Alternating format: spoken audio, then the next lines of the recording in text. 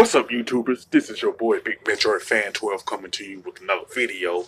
And in this video, I'm going to talk about the fact that people are disappointed with the PlayStation Classic. You know what I'm saying? It's been reviewed and information has been given regarding the PlayStation Classic, and people have been disappointed in the PlayStation Classic to the point that there's been people who actually canceled their pre-orders. And when it came to reviews of it, people have expressed their complaints in different areas in regarding the PlayStation Classic. I'm going to mainly talk about two of those complaints. The first one being the like a DualShock with the controller. You know what I'm saying? Now, when the original PlayStation 1 came out, it really didn't have any have the DualShocks. But after Nintendo released the Rumble Pack for the Nintendo 64, that's when they came out with the DualShock for the PlayStation 1 when Sony saw what Nintendo did. So my question is, why not have the DualShocks in the PlayStation Classic? You know what I'm saying? I mean, a lot of the games that were released on the original PlayStation 1 did have that capability after the DualShocks were included in that original system.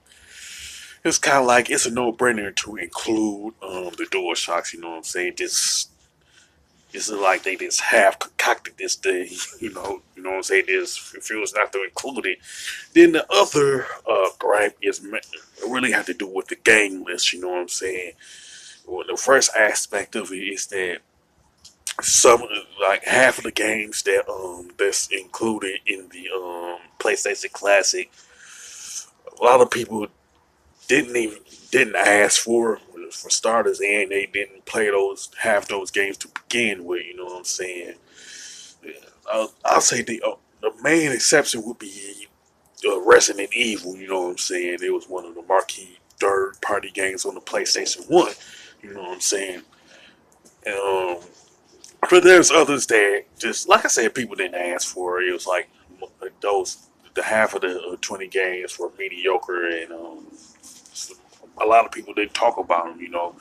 Then there's the fact that they excluded certain titles like Castlevania Symphony of the Night, some of the Tomb Raider games, especially the first one, the Spiral trilogy, and the Crash Bandicoot trilogy. You know what I'm saying?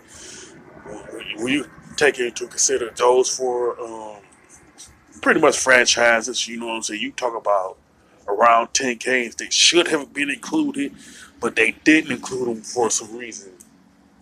And then there's like other games, quite possibly some of the Final Fantasy games that was released on the PlayStation 1 that I don't think they included, but they should have if that's not the case. You know what I'm saying? So they tried to do what Nintendo did, but they didn't include games that people actually wanted. So if you look at like the NES Classic is a perfect example.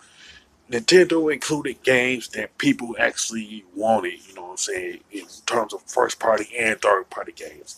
Contra, Legend of Zelda, Zelda 2, Super Mario Brothers, Metroid, just to name a few. You know what I'm saying? So they Nintendo did their due diligence in including games that people wanted. You know what I'm saying? Even though the controllers were like kind of short in terms of the wires and stuff like that.